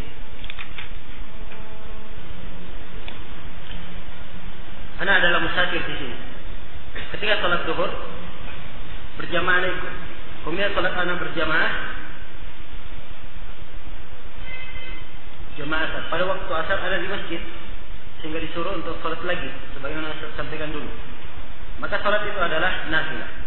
Setahu ana, bukankah tidak ada salat sunnah bagi musafir, rawatib atau nafilah kecuali salat sunnah fajar?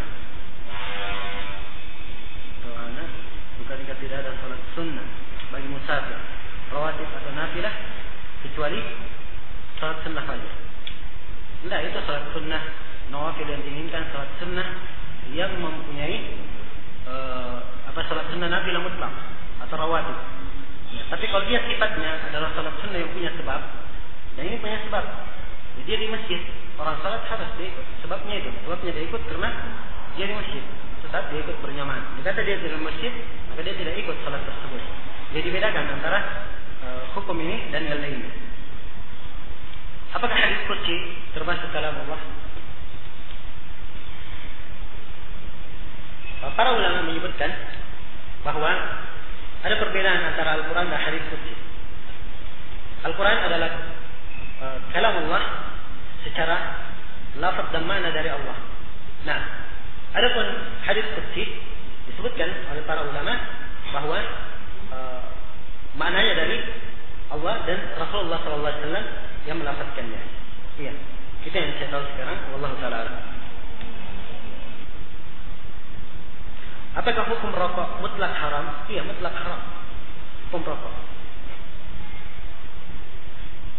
Bagaimana bila salah satu nafkah kita menjual rokok? Saya katakan rokok itu mutlak haram. Sebab satu, rokok tersebut ya, telah diketahui bisa membinasakan orang yang menggunakannya. Dan dalam Al-Quran dikatakan wala tulqu bi'aydikum ila tahlukah. Jangan kalian melempar diri kalian dalam kebinasaan. Dan juga Allah Subhanahu wa taala berfirman, "Wala taqtulu anfusakum innallaha kana bikum rahima." Dan jangan kalian membunuh diri kalian, sungguhnya Allah terhadap kalian Maha Pemurah. Ini nas sudah menunjukkan tidak bolehnya melemparkan diri dalam kebinasaan. Bahaya rokok dari sisi kedua, membuang-buang harta, mubadzir. Dan dalam Al-Quran dikatakan wala tubadziru tabdzira innal mubadzirina kanu ikhwana syayatin. Jangan kalian mubadzir dengan bentuk tabdzir. Ya. Sungguhnya orang-orang yang mubadzir itu adalah teman-temannya syaitan. Selain dari itu, orang yang merokok juga bahayanya bukan hanya kembali kepada dirinya, tapi kadang kembali kepada keluarganya. Harusnya hak rokok ini diberikan untuk keluarganya, tapi dia tidak berikan. Nah, dan cukuplah ia menanggung. Hadis dari Rasulullah SAW, kata bil marid ithman ayudayya man yaqul.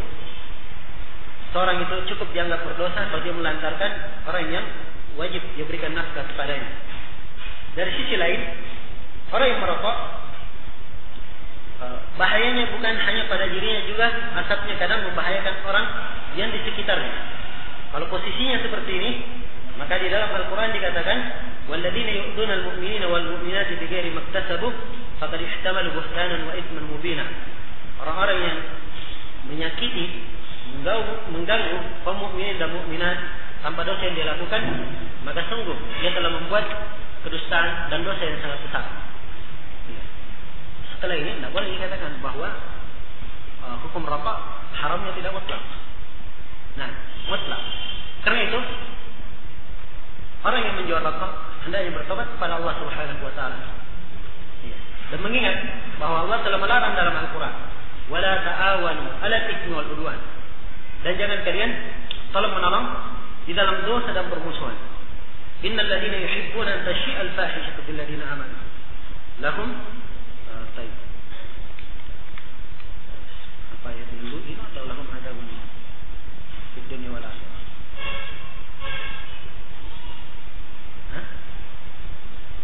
Ayat di dalam surah An-Nur. Innal ladzina yuhibbuna an tashi'a al-fahishatu bil mu'minina lu'inu atau lahum adabun alim fid dunya wal akhirah. Saya lupa kelanjutan ayat. Orang-orang yang menyenangi tersebarnya fahisyah di tengah kaum muslimin, kaum mukminin, yang disebutkan ancaman itu dalam ayat. Bisa diperiksa dalam surah An-Nur, di lembaran surah dari awal surah. Bolehkah kita duduk istirahat tatkala rakaat keempat pada salat yang 4 rakaat karena sempit tempatnya? Duduk tawarruk itu hukumnya sunnah. Hukumnya sunnah. Jadi kalau dalam kondisi tertentu, misalnya tempat sempit, ya harusnya dia duduk tawarruk supaya ia jangan menyusahkan dirinya dan jangan menyusahkan orang lain. Kalau dia menyusahkan dirinya, otomatis dia tidak khusyuk. Sudah sempit dia susah dirinya, temannya di sampingnya juga tidak khusyuk, ya kan? Dan kalau tidak khusyuk seperti ini, dia melanggar satu hadis. Inna fis salati la syughla. Sungguhnya dalam salat itu kesibukan dan sangat menyibukkan. Iya. Maka hukumnya sunnah duduk tawarruk. Kalau tidak mampu, maka dia duduk istirahat. Ana ditanya teman-teman, kenapa kita menjauhi buku-buku Abdullah Az-Zan? Apa ini? Syarat isnanya.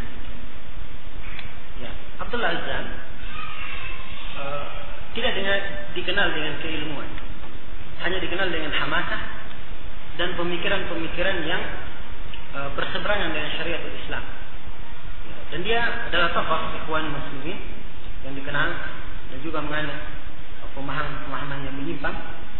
Karena itu para ulama menulis bantahan-bantahan terhadapnya. Iya. Jadi kalau dikatakan dilarang membaca buku Abdullah Az-Zan, itu nasihat untuk orang yang ingin kebaikan. Masa disuruh membaca buku-buku yang ada kejelekan di dalamnya dan bisa membahayakan agamanya. Bagaimana hukum gambar dalam majalah dan dalam rumah? Padahal malaikat tidak mau masuk. Ini kan sudah dijawab. Malaikat tidak mau masuk. Ya kan? Jadi itu hukumnya. Ya kalau sudah tahu malaikat tidak masuk, ya jangan pasang gambar. Ya. Gambar makhluk bernyawa adalah perkara yang diharamkan di dalam syariat. Dalam hadis Ali bin Abi Thalib yang diriwayatkan oleh Imam Muslim, Rasulullah sallallahu alaihi wasallam bersabda atau memerintahkan Ali bin Abi Thalib, di antara perintah beliau, "Allah ada'a suratan illa tamastu." Kata Ali, tidak boleh saya tinggalkan ada gambar kecuali saya harus hapus. Iya. Dan di dalam hadis Ummu Salamah dan hadis Aisyah riwayat Bukhari dan Muslim, Rasulullah sallallahu alaihi wasallam menyatakan, "La tadkhulul malaikah baitan fihi kalbun wala surah." Tidak akan masuk para malaikat ke dalam satu rumah yang di dalam rumah itu ada anjing dan ada gambar. Dan di dalam hadis Ibnu Abbas yang diriwayatkan oleh Imam Al-Bukhari, Rasulullah sallallahu alaihi wasallam bersabda, "La'anallahu al-musawwirin." Allah melaknat orang-orang yang menggambar. Dan juga Nabi sallallahu alaihi wasallam mengatakan, atau ketika beliau membuka Mekah, Fathul Mekah, beliau masuk ke Ka'bah dan beliau lihat ada gambar-gambar. Beliau hapus dengan tangannya. Beliau hapus dengan tangannya. Bahkan dalam hadis Abu Hurairah diriwayatkan oleh Imam At-Tirmidzi dan lainnya, Rasulullah sallallahu alaihi wasallam menyatakan, "Yakhruju unukun yawmal qiyamah lahu aynani tubsiran wa udunani tasma'ani wa lisanun yantiq. Yaqulu inni ukiltu bi thalath." Nah, wadakara minha al-musawwirin. Kata beliau, akan keluar leher pada hari kiamat di neraka. Punya dua mata melihat, dua telinga mendengar, lisan berbicara. Dia berkata, saya diwakilkan atau diperintah untuk menyiksa 3 orang. Dan diantaranya adalah orang-orang yang menggambar. Karena itulah, hendaknya setiap muslim berusaha pada dirinya untuk menghindari majalah-majalah yang ada gambarnya. Dan memang tidak bisa dipungkiri, pada sebagian orang kadang butuh pada suatu majalah yang situ ada gambarnya. Maka kalau dia butuh, dia baca seluruh kadar hajatnya, dan kalau dia disimpan di tempat yang tidak memungkinkan untuk gambar tersebut kelihatan. Dan kalau dia mampu untuk menggunting kepalanya atau menutup kepalanya, spidol atau apa, maka hal tersebut telah cukup. Sebab Nabi SAW memerintah pada bagian makhluk bernyawa supaya dipotong kepalanya, supaya tidak menyerupai makhluk hidup. Ya, wallahu ta'ala a'lam. Apakah boleh melayan atau bertakziah kepada tetangga kita yang meninggal sementara tetangga kita tersebut beragama syariat Islam? Saya kira kalau dia datang ke situ ke rumahnya, itu saya anggap ada bentuk loyalitas, walaupun tetangganya. Kalau hanya sekedar berbuat baik kepada tetangga, bela sungkawa tidak harus datang ke rumahnya. Mungkin dikirimkan makanan atau semisal dengannya dalam bentuk kebaikan saja. Tapi kalau dia datang, apalagi kebanyakan yang hadir orang-orang Nasara, yang tentunya semisal dengannya, maka tidak pantas. Nah, Allah Taala alam, dia datang, walaupun dengan dalih itu adalah tetangganya. Bolehkah salat witir 2 kali dalam satu malam? Tidak boleh. Hadis Nabi tegas, la witrani fi lailah. Tidak ada 2 witir dalam satu malam. Apakah Syekh Nasir Abdul Karim Al-Aql dan Syekh Muhammad Salih Al-Munajjid termasuk ulama ahli sunnah? Nasir bin Abdullah Al-Karim Al-Aql, wallahu a'lam, saya nggak tahu. Tapi Muhammad Salih Al-Munajjid, Syekh Salim Al-Hilali ditanya tentang orang ini, dan beliau katakan bahwa orang ini saya dengarkan kaset-kasetnya dan saya baca buku-bukunya, dan nampak bagi saya bahwa dia ini termasuk tokoh sururi, bahkan pembesarnya. Dan saya sendiri memang pernah membaca beberapa bukunya. Dalam bukunya seperti disebutkan tentang bekal-bekal di rumah seorang muslim, buku-buku apa yang patut ada di rumah seorang muslim. Di antara buku yang disebut buku tentang Syekh Kutub, buku Fi Dilalil Quran, semisal dengan itu. Nah, orang-orang yang seperti ini kadang bersembunyi di bawah bendera menampakkan sunnah dan seterusnya. Hakikatnya dia adalah hizbi yang menyusup di tengah barisan orang-orang yang senang untuk kembali kepada sunnah Rasulullah SAW. Nah, dan yang banyak menyebarkan buku-bukunya di Indonesia ini adalah Yayasan As-Safwa. Bagaimana yang dikatakan? Inna tuyura innama taqa'u ala amsalha. Burung-burung itu hanya hinggap pada burung-burung yang semisal dengannya juga. Makanya orang-orang yang banyak menerjemah buku-bukunya, pemikirannya agak mirip seperti itu. Seperti model As-Safwa yang memang dari dulu diketahui dengan pemikiran sururiyah sampai sekarang. Nah, orang-orang kayak Khalid Champudi dan lain-lainnya, orang yang tidak punya akal, masih menjadi pembesar-pembesar As-Safwa. Padahal dia sendiri mengingkari dahulu tentang As-Safwa, dan sampai sekarang masih mempunyai hubungan. Bahkan dia termasuk mempunyai kedudukan penting di sana. Padahal As-Safwa ini punya hubungan dengan At-Takfiriyun di Jakarta. Nah, dan telah mencatat sejarah-sejarah yang hitam untuk Salafi di Indonesia. Dulu namanya adalah Al-Muntada, nama As-Safwa. Al-Muntada persis nama Al-Muntada di London sana, punya Muhammad Sarur Zainul Abidin. Kemudian setelah itu dirubah menjadi As-Safwa. Dan pemikiran-pemikirannya ada masih tetap. Karena itu orang yang membela As-Safwa dan masih bergabung sama mereka, nah setelah nampak dan jelas baginya hujjah ini dihitung masuk ke dalam golongan sururi dan terhitung sebagai orang-orang yang membela pemikirannya. Ya. Dan Allah Subhanahu wa taala berfirman, "Wala tudafi'u 'anil ladzina yahtanuna anfusahum, innallaha la yuhibbu man kana khawanan asima." Yang kalian membela orang-orang yang memfitnah diri mereka sendiri. Sungguhnya Allah tidak menyenangi orang-orang yang berkhianat lagi berbuat dosa. Dan dalam Al-Quran dikatakan, "Wala tarkanu ilal ladzina zalamu fatamassakumun nar." Dan jangan kalian condong kepada orang-orang yang zalim sehingga kalian disentuh oleh api neraka. Bagaimana fatwa para ulama tentang masalah yang dilisting? Bagaimana kita menanggapi pernyataan bahwa Salafiyin tidak mempunyai kepedulian terhadap permasalahan di sana? Iya. Tentang masalah Filistin, permasalahannya dibagi menjadi dua. Permasalahan yang pertama berkaitan dengan berangkat jihad ke sana. Permasalahan yang kedua berkaitan dengan solidaritas kita sebagai seorang mukmin kepada mukmin yang lainnya. Kalau masalahnya dihitung dari sisi yang kedua, bentuk toleransi sebagai seorang mukmin dan mukmin yang lainnya, maka mungkin Salafiyin yang paling rahmat terhadap mereka daripada yang lainnya. Nah, dan bantuan-bantuan dan Salafiyin masuk untuk mereka. Dan para ulama ahli sunnah senantiasa mendoakan kebaikan dan menganjurkan umat supaya memberikan dan mengirimkan bantuan untuk mereka. Tapi kalau berkaitan dengan masalah jihad, jihad ini hukum syar'i. Hukum syar'i. Beda antara jihad menyerang dan beda antara jihad membela diri. Ini hukum syar'i yang butuh dirinci. Ya, karena itu berangkat ke sana dan mewajibkan untuk berangkat ke sana dalam bentuk jihad, ini adalah hukum yang para ulama ya, sampai sekarang kita tidak mendengar dari mereka mewajibkan untuk berangkat ke sana melihat kondisi dan keadaan yang tidak memungkinkan.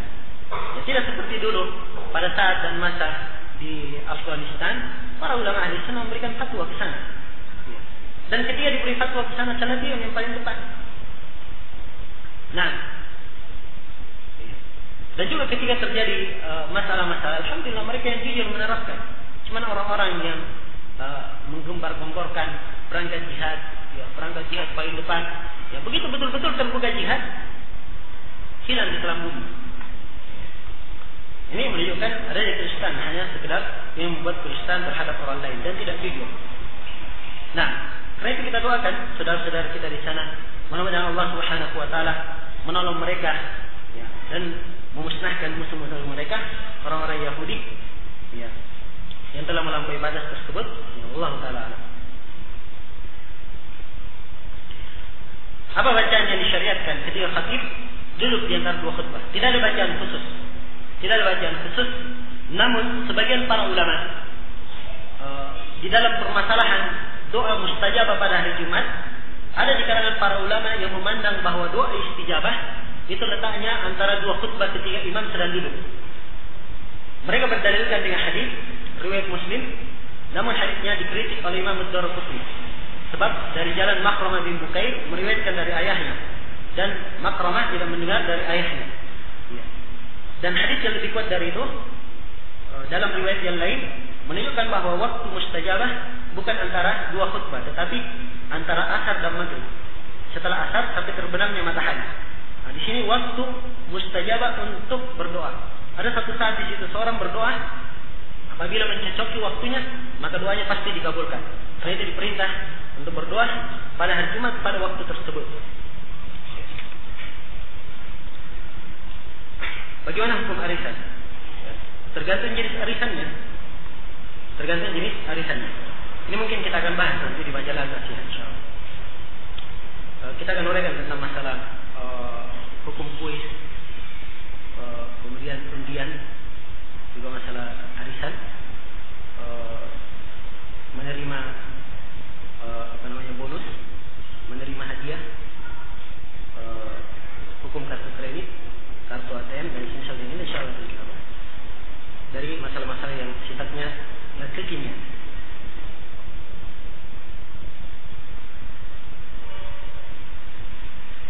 Di kampung anak masjid di siang hari sepi dan sudah anak adani tetapi tidak ada yang berangkat. Apakah anak tetap sholat sendiri di masjid atau berjamaah dengan keluarga? Ya kalau memang tidak ada orang, ya pulang aja berjamaah dengan keluarga. Nah, seorang datang ke masjid ingin sholat berjamaah. Kalau sudah memanggil tidak ada yang datang, ya sudah, ya sholat bersama keluarga dan dia sudah menunaikan kewajiban memandangkan adzan di kampung tersebut. Sebab kalau satu kampung tidak dikumandangkan adzan, semuanya berdosa. Ya. Adzan itu hukumnya wajib kifayah. Wajib kifayah. Kalau sebagian gugur bagi sebagian yang lainnya. Nah, ini termasuk fenomena yang terjadi saat ini. Kadang sebagian masjid ada imamnya, tapi makmumnya yang tidak ada. Nah, dan kadang ada muadzinnya, tetapi imamnya tidak hadir. Ya. Wallahu musta'an. Bagaimana hasil dari cengkeh? Padahal cengkeh sering digunakan untuk rokok, tapi juga untuk obat. Kalau asalnya dia adalah benda yang halal, kemudian penggunaannya mungkin haram, mungkin halal, asalnya dia tidak berdosa dalam masalah ini. Yang berdosa adalah orang yang menggunakannya dalam kesalahan.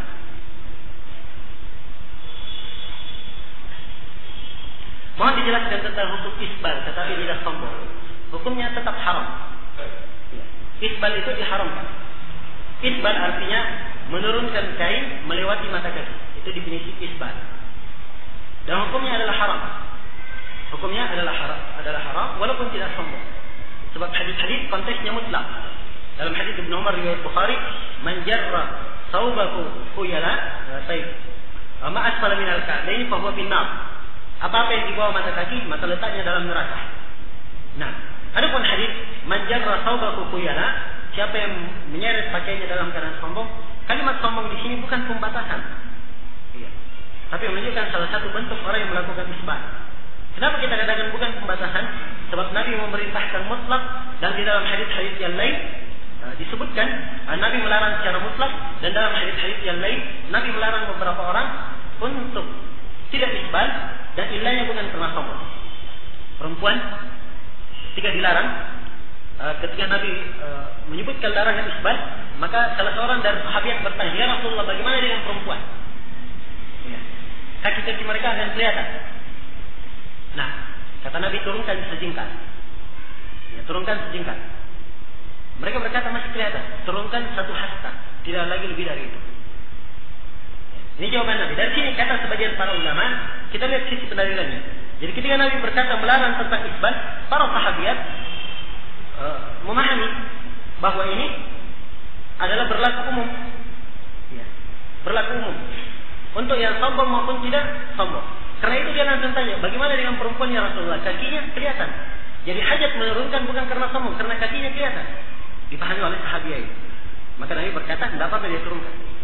Tidak apa-apa dia turunkan. Nah, ini yang pertama. Yang kedua, dalam hadis Ibnu Mas'ud, beliau pernah berjalan dalam keadaan musbil. Maka ketemu dengan Rasulullah SAW. Beliau berkata, angkat kakimu, angkat kainmu.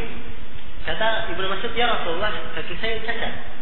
Ibnu Mas'ud radhiyallahu anhu, kaki beliau cacat kecil. Ya. Maka dia panjangkan kainnya supaya tidak kelihatan kakinya yang cacat. Maka kata Nabi, angkat. Diperintah angkat terus sampai ke pertengahan betisnya. Ini dia menurunkan kainnya bukan karena sombong, karena kakinya yang cacat. Karena kakinya yang cacat. Tetap diperintah untuk mengangkatnya. Karena itu isbal itu larangannya berlaku umum. Maka hadis yang disebut oleh Nabi sallallahu alaihi wasallam, "Salasatun la yadkhuluna al-jannah." Dan salasatun, ada 3 orang. La yanzurullahu ilaihim yaumal qiyamah wa la yuzakkihim wa lahum adzabun alim. Ada 3 orang Allah tidak melihat kepada mereka pada hari kiamat, tidak dibersihkan dan mereka akan mendapatkan siksaan yang pedih. Salah satunya adalah orang yang menurunkan kainnya, orang yang musbil izarnya. Dalam hadis Abu Dzar riwayat Muslim. Ini berlaku umum. Apakah ada dalil tentang bersedekah untuk mayit? Kalau bersedekah untuk mayit dan yang bersedekah itu anaknya, keturunannya, iya ada dalilnya. Tapi kalau selain dari anaknya tidak ada dalilnya. Bahkan dalil yang ada adalah melarang dan mengatakan tidak sampai kepada yang dia sedekahkan. Sebab dalam Al-Quran dikatakan wa allaysa lil insani illa ma sa'a. Dan tidak ada pahala yang sampai bagi manusia kecuali apa yang dia upayakan. Kita katakan anak masuk sebab anak bagian dari upaya orang tua. Karena itu dalam hadis lain dikatakan, "Idza mata al-insanu inqata'a min amalihi illa min salat. Shadaqatin jariyah atau ilmin yuntafa'u bih, atau waladin salih yad'u lahu." Apabila seorang manusia meninggal, maka terputus seluruh amalannya kecuali 3, sedekah jariyah, 2 ilmu bermanfaat, yang ketiga anak salih mendoakan untuknya. Sunnahkah memakai jubah? Mohon dijelaskan dalilnya. Memakai jubah adalah kebiasaan dan kebiasaan orang Arab. Nabi melakukannya. Bagi siapa yang melakukannya dan ingin mencontoh Nabi, maka dia mendapatkan pahala. Dan ini namanya sunnah jibiliyah. Bukan dinamakan sunnah mutlaqah. Sunnah jibiliyah. Karena itu, bagi orang yang memakai jubah, diharapkan kalau mereka mencontoh Nabi mendapatkan pahala. Mendapatkan pahala. Dan bukan kita artikan dia adalah sunnah mutlak. Tidak. Tapi sunnah jibiliyah. Sunnah jibiliyah itu sunnah asalnya kebiasaan orang Arab. Tapi Nabi juga melakukannya. Kita lakukan karena mencontoh Nabi. Kita melakukan karena mencontoh Nabi, ini dapat pahala mencontoh Nabi. Maka ini namanya sunnah jibiliyah. Dipahami ya, ikhwah? Iya. Baik, boleh. Ya, dan juga kita tidak melarang orang yang berpakaian, ya, selain dari pakai jubah, misalnya pakai sarung atau pakaian lainnya dengan ketentuan.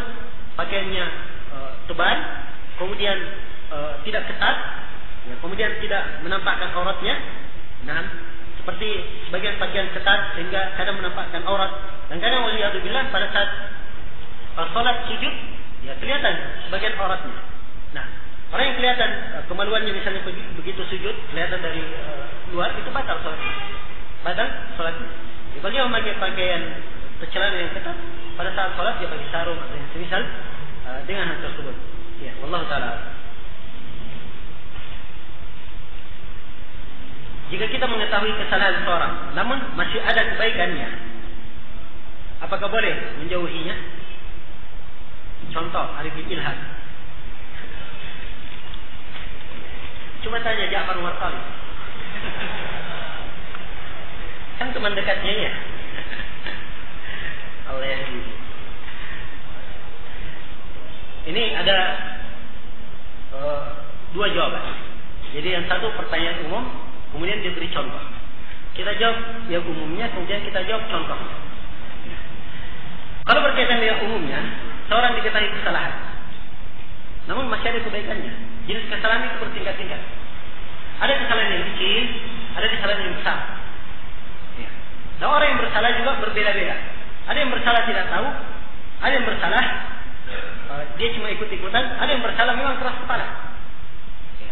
Maka hukum tergantung keadaan orangnya. Kita tidak punya hukum tetap di dalam masalah ini. Sebagaimana telah kita uraikan ya dalam beberapa daurah syarh sunnah rincian tentang dhawabit tahdir, kemudian dhawabit dalam masalah haji, ukuran-ukuran dalam tahdir dan menghajir. Ya. Ahli sunnah itu sekali lagi saya katakan bukan koboi ya, atau yang orang brutal ya, asal sana sini saja. Mereka punya kaidah-kaidah tetap. Sebab ini masalahnya agama. Agama itu jalannya jelas, terang. Semuanya landasannya dalam berpijak, memberi hukum dan seterusnya. Nah, ya, ada pun berkaitan dengan masalah arif dan ilham ya, tentang mukhalafat yang terjadi padanya ya. Kemudian hal-hal yang berkaitan dengan masalah zikir jamaah ini kelakuannya adalah perkara yang menyebabkan dia harus jauh. Kenapa? Anggaplah satu kesalahannya saja masalah zikir jamaah, belum yang lain. Anggap masalah ini dia bela mati-matian dan dia mengerahkan orang-orang untuk membelahnya. Dan dia bangun bantahan-bantahan yang sifatnya permusuhan dan seterusnya di atas hal ini. Dan yang seperti ini di dalam usul ahli sunnah seperti yang dikatakan oleh Syekh Ubaid Al-Jabiri, yang antara perkara yang menyebabkan seorang itu dianggap ahli bid'ah apabila dia menyelisihi dalam masalah cabang. Namun dalam masalah cabang ini dia membangun permusuhan dan kebencian di atasnya, atau membangun al-wala al-bara di atasnya. Kadang dikeluarkan dari ahli sunnah. Iya. Wallahu ta'ala. Apakah kita boleh membaca buku terjemahan Taysir Alam yang dicetak terjadi?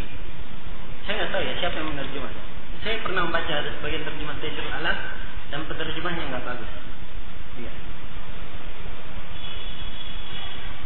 Ada sebagian orang punya profesi menerjemah saja, tapi tidak paham isi kitab. Dan ini juga tidak tahu menerjemah. Sebab penerjemahan itu butuh paham apa isinya, apa yang diinginkan oleh pengarang. Khusus berkaitan dengan masalah fikih, kadang ada istilah khusus yang penerjemahnya butuh diarahkan kepada pemahaman yang benar. Ya. Subhanallah wa bihamdihi, asyhadu an la ilaha illa anta, astaghfiruka wa atubu ilaik, walhamdulillahirabbil alamin. Wassalamualaikum warahmatullahi wabarakatuh.